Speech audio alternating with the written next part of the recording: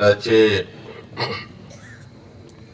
या ठिकाणी सांगता सभा आज या ठिकाणी होते आणि खरं तर इतिहासामध्ये नोंद घेण्यासारखी ही गोष्ट आहे की आज धावरवाडीमध्ये मला वाटतं आजपर्यंत कधीही झाली नसेल, कोणीही घेतली नसेल अशा पद्धतीची एक भव्य सभा या ठिकाणी या जिल्हा परिषद गटाची होते.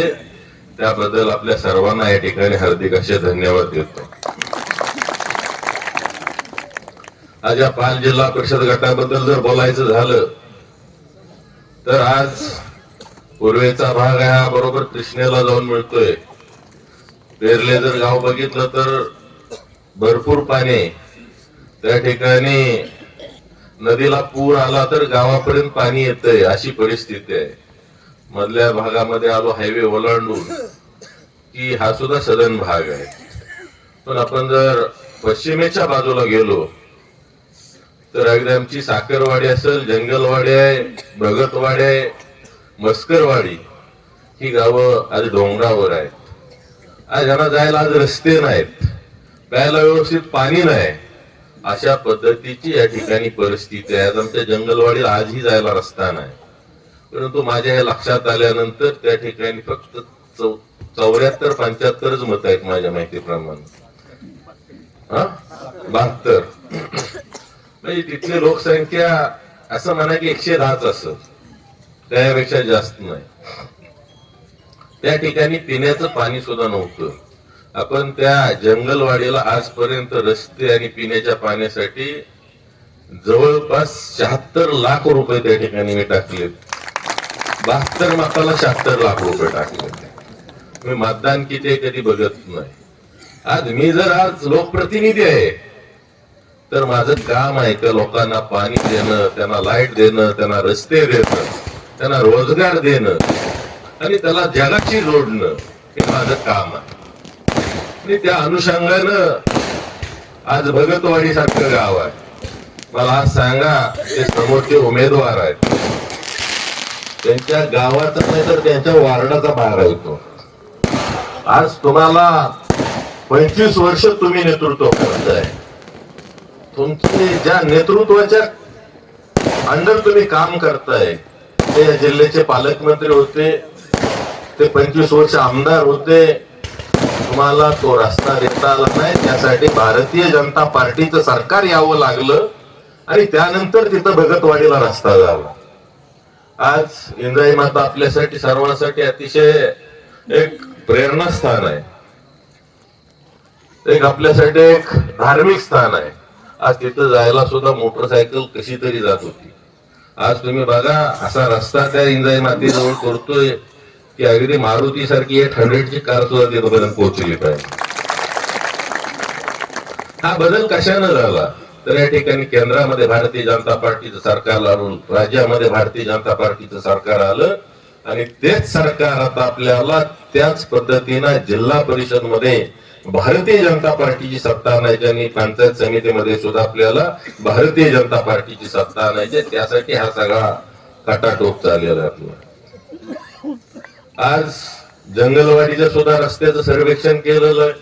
त्या ठिकाणी सुद्धा डांबरी रस्ता नेण्याचं आपलं प्रयोजन आहे. त्या पद्धतीनं तिथं आज DCF कडे प्रस्ताव आपण सादर केलेला आहे. साखरवाडीला सुद्धा मी तुम्हाला आज सांगतो, मार्चच्या आता 21 तारीख फेब्रुवारीच्या 21 पासून बजेटचं अधिवेशन सुरू होतंय आणि या अधिवेशनामध्ये साखरवाडीसाठी जेवढा निधी डांबरीकरणाला लागणार आहे त्याची तरतूद मी करून घेतो आणि त्यासाठीच्या बजेट प्लेट सुद्धा मी तयार करून ठेवलेले आहे. त्याला 2 कोटी लागू नाही तर 4 कोटी लागू देण्याची धमक आहे. माझ्या पाठीशी माझं नेतृत्व आहे महाराष्ट्र राज्याचे आदरणीय लाडके मुख्यमंत्री देवेंद्रजी फडणवीस साहेबांचं. आज आम्हाला 1.25 वर्षामध्ये 950 कोटी रुपये दिले. कशाच्या जोरावर दिले तर या ठिकाणी या कराड विधानसभा मतदारसंघामध्ये तुम्ही बदल घडवून आणला. 44,000 मताच्या मताधिक्यानं मला निवडून दिलं. त्यामुळं मला सुद्धा माझी जबाबदारी वाढली. आज रात्रंदिवस आम्ही 18-20 तास या ठिकाणी काम करतोय आणि प्रत्येक योजनेला गती दिली पाहिजे. या ठिकाणी शेतीला पाणी दिलं पाहिजे, लोकांना रस्ते दिले पाहिजे आणि त्याच पद्धतीनं सर्व सोयीने युक्त अशा पद्धतीची खेडी तयार झाली पाहिजे. याच हेतून झपाटून आम्ही या ठिकाणी काम करतोय. आज साखरवाडीचा रस्त्याचा प्रश्न आहे, आज चोऱ्याचा एमआय टँकचा विषय आहे. काही मंडळीने आम्ही 2017 साली हा एमआय टँक मंजूर करून आणला, परंतु त्या कामामध्ये काही अडथळे आले.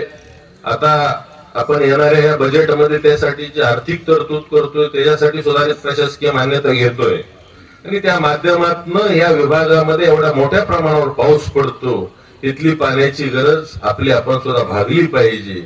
आधुनिक काही साईट्स असतील तर त्या ठिकाणी आपण एमआय टँक्स त्या ठिकाणी सुद्धा बांधणार.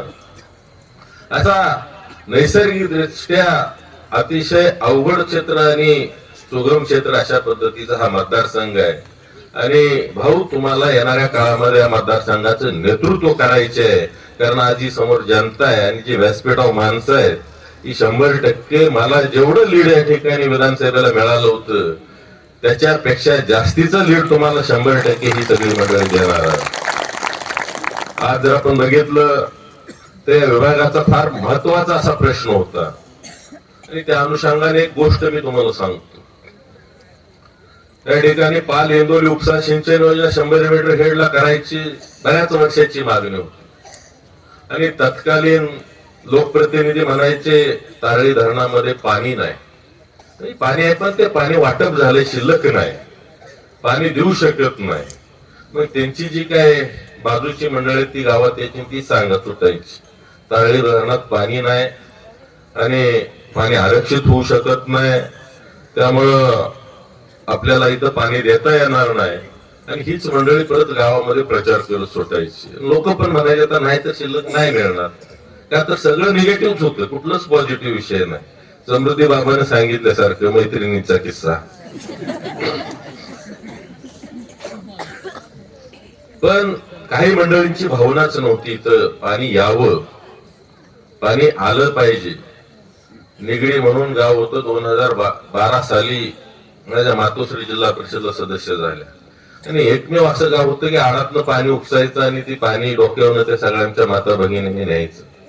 मी 3-4 वेळा तिथली परिस्थिती बघितली. राष्ट्रीय पेयजल योजना आली आणि योजना आल्यानंतर तिथं अशी परिस्थिती तयार झाली की ज्या मंडळींच्याकडे बोर होती की ज्यांना घरासमोर बटन दाबलं की पाणी यायचं, त्यांनी म्हणायचं नदीवरून पाणी आलं पाहिजे.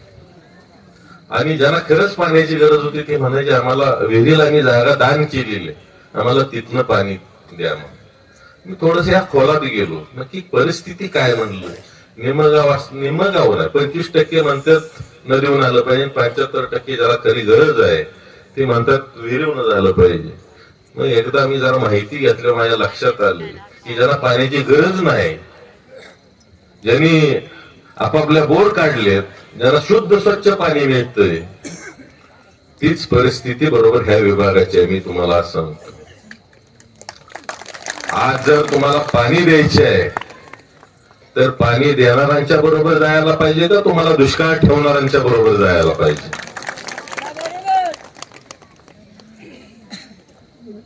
मी त्या ठिकाणी एकत्र बैठक घेतली, त्यांना सांगितलं बोरवाल्यांनी पहिलं उठाण बाहेर व्हा, तुमचा पाण्याचा प्रश्न मिटला, तुम्ही पाणीपट्टी पण गावाची देऊ नका, मी यांना विहिरीवरून स्कीम करून देणार आहे. आणि त्यांनी 1.5 वर्षाच्या पाण्याची स्कीम करून दिली आणि तिथल्या माय माऊलींचा हांडा तिथला डोक्यावर उतरवला. तसाच मला इथला जो शेतकरी आज रोजगारासाठी जातोय त्यांचा रोजगार इथनं बंद करायचे आणि त्यांना स्वतःच्या शेतामध्ये राबवण्यासाठी लागणारं पाणी मला इथं द्यायचं.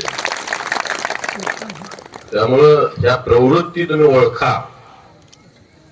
आज सुद्धा तुम्हाला अशाच पद्धतीनं भरकटवण्याचा प्रयत्न केला जाईल की कसल्याही परिस्थितीत या विभागातनं मदन भावना मतं कमी पडली पाहिजे.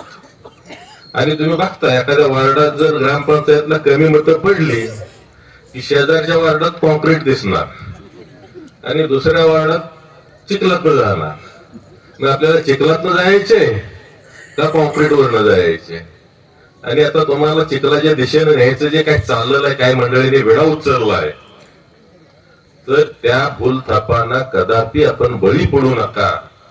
कारण या ठिकाणी हा कराड उत्तरचा आमदार, जी योजनेचा शिल्पकार आदरणीय पी.डी. पाटील साहेब होते 1985 साली, ज्यांनी या योजनेचे प्रणेते म्हणून परवाच मानसिंगराव जगदाळेंनी सांगितलं की हे प्रणेते आहेत. आम्ही पण म्हणतो तेच प्रणेते आहेत. पण त्यांच्यानंतर 25 वर्ष त्यांच्या चिरंजीवाला या ठिकाणी सत्ता दिली, परंतु त्यांना 25 वर्षात त्या भागाला पाणी देता आलं नाही. केवळ असल केवळकरांचा भाग जाणून बोलून या ठिकाणी त्यांनी दुष्काळी ठेवला. तीच परिस्थिती आज या बाबासाहेब चोरेकरांच्या भागाची करून ठेवली. या भागाला सुद्धा जाणून बोलून दुष्काळी ठेवलं.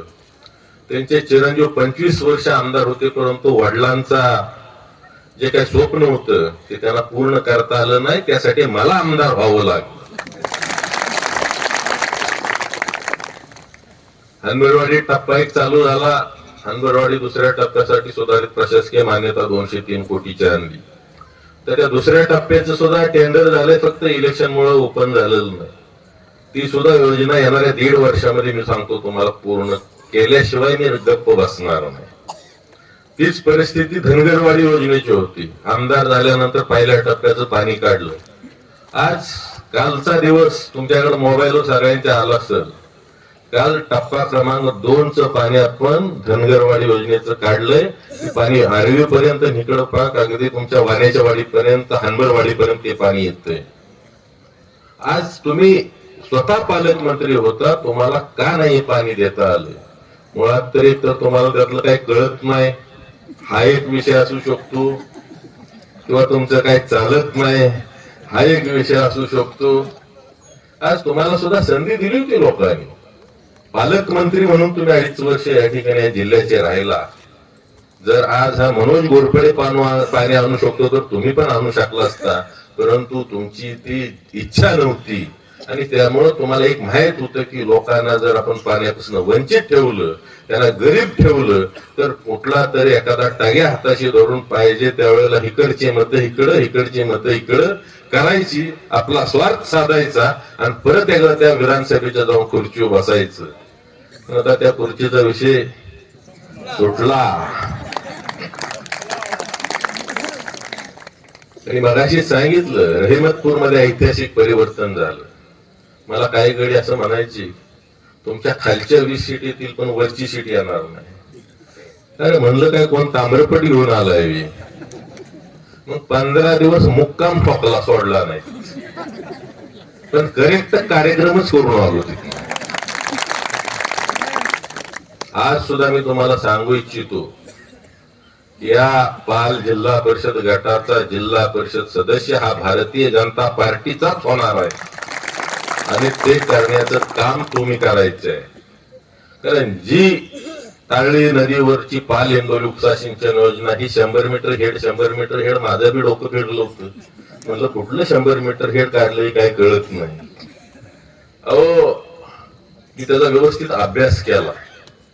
अभ्यास केल्यानंतर लक्षात आलं की 100 मीटर हेडनं पाणी परत अशी परिस्थिती होईल की पुन्हा आणखीन त्याच्यावर एक आणखीन 50 मीटरची योजना करायला लागेल. म्हणजे तो भाग कायम कसा दुष्काळी ठेवायचा त्याचं परफेक्ट नियोजन केलेलं होतं. आणि ज्या वेळेला इथं आदरणीय आपल्या राज्याचे मुख्यमंत्री माझ्या प्रचाराच्या शुभारंभासाठी आपल्या सर्वांचं आराध्य दैवत पालीचा खंडेराया त्या ठिकाणी आले, त्यावेळेला मी त्यांना सांगितलं की साहेब तुम्ही आम्हाला शब्द द्या, आम्हाला आश्वासन नको आहे. आणि या ठिकाणी आमच्या खंडोबाला स्मरून शब्द द्या की ज्या दिवशी या ठिकाणी इथला आमदार तुमचा भारतीय जनता पार्टीचा होईल, सरकार या ठिकाणी स्थापन होईल, त्यानंतर येणाऱ्या 3 महिन्याच्या आत या ठिकाणी पाल आणि इंदोली उपसा सिंचन योजनेचं पाणी आरक्षित करून देण्याचा शब्द त्या ठिकाणी मी त्यांच्याकडून घेतला. मी तुम्हाला सांगतो 3 महिन्याच्या आतच ती पाणी आरक्षित पण करून घेतलं. कुठून आलं तारळी धरणात पाणी? आमदार बदललं की पाणी बदललं का? ऑटोमॅटिक उंची वाढली का? अहो त्यासाठी धमक पण लागते आणि कर्तृत्व पण लागतं आणि त्या पद्धतीची इच्छाशक्ती लागते. आम्ही रात्रंदिवस धडपड केली, अधिकाऱ्यांना कामाला लावलं आणि त्या ठिकाणी पाणी आरक्षित करून घेतलं. पाणी आरक्षित करून घेतल्यानंतर दुसरा टप्पा होता त्या ठिकाणी सर्वेक्षणचा. आम्ही सर्वेक्षण पण या ठिकाणी सर्वेक्षणसाठी पैसे मंजूर करून घेतले. त्या ठिकाणी 10-20 वेळा त्या ठिकाणी अधिकाऱ्यांच्या बैठका घेतल्या. ज्यावेळेला अधिकाऱ्यांच्या लक्षात येतं हे बाबा काही ढिला पडत नाही, ही कधी ना कधी ही वजन आपल्याला उचलायची, त्यामुळं डोक्यावर पोती घेऊन पळायला लावली, सोडली नाही. आणि त्या माध्यमातून खऱ्या अर्थाने या योजनांना गती लागली.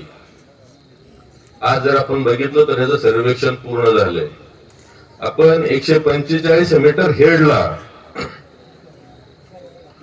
145 मीटर हेडला आपण हे पाणी नेतोय. पाल योजनेचं आणि इंदोर योजनेचं 135 मीटर हेडला पाणी नेतोय. त्यावेळेला चोरजवाडीपर्यंत पाणी जातंय. नाहीतर पुन्हा सुद्धा 100 मीटर हेड करून परत मागचा दिवस पुढेच राहिला असतो. आज तुम्हाला मी सांगतो की आचारसंहिता संपली, आता सर्वेक्षण पण पूर्ण झालंय. त्याचं ऑलरेडी आता एस्टिमेट बाकीचं डिझाईनला गेलेलं आहे सीडीओ नाशिकला. येणाऱ्या 15 ते 20 दिवसामध्ये आपण ते डिझाईन सुद्धा या ठिकाणी अप्रूव्ह करून घेतोय. त्याला लागणारी सुधारित प्रशासकीय मान्यता घेतोय आणि येणाऱ्या 2.5 ते 3 महिन्याच्या आत या योजनेचं टेंडर काढून या ठिकाणी काम सुरू करण्याचा, नारळ फोडण्याचा कार्यक्रम सुद्धा आपण याच विभागामध्ये परत एकदा घेतोय.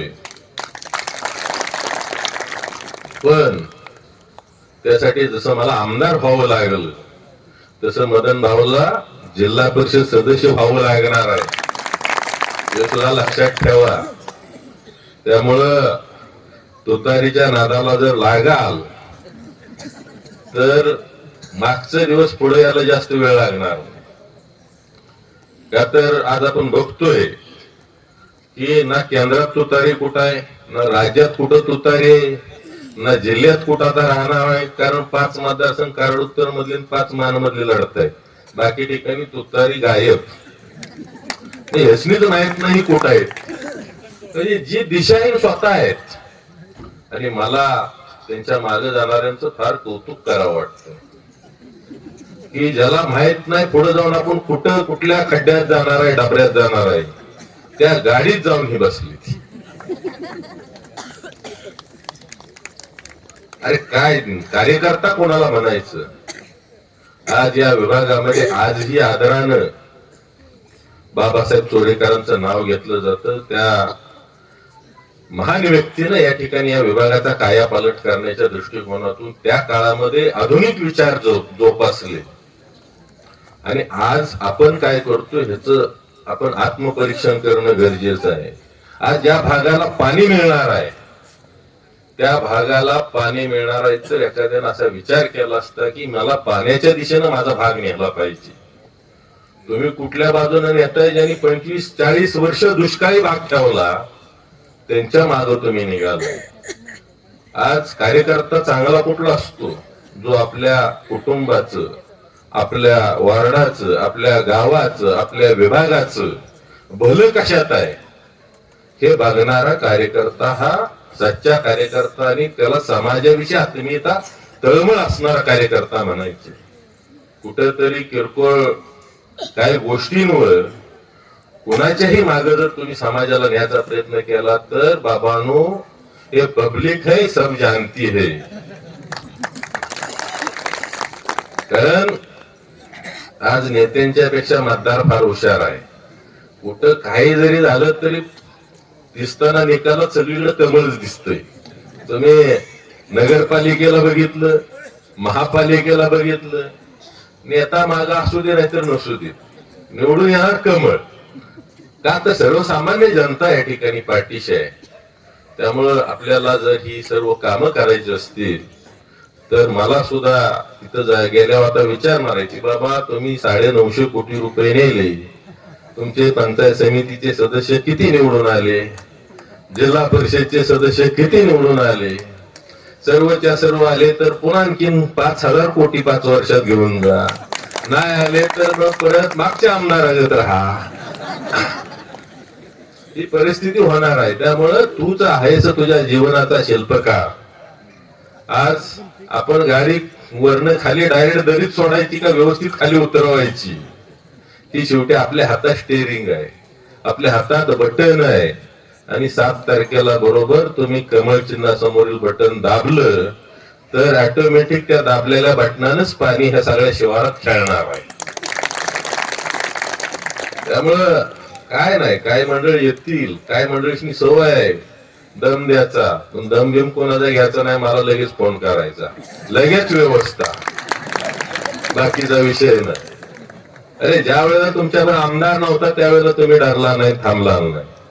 आता तर केंद्रापासून राज्यापासून झेडपी पर्यंत पंचायत समितीपर्यंत तुमची सत्ता आहे, ग्रामपंचायत पर्यंत सत्ता आहे, पंचायत से पार्लमेंट तक त्या ठिकाणी सिर्फ भारतीय जनता पार्टी आहे.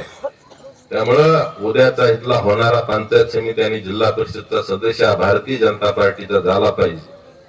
कारण तुम्ही जर बघितलं या विधानसभेला फार मोठं लीड या विभागाने मला दिलं, 5,500 मताचं लीड दिलंय.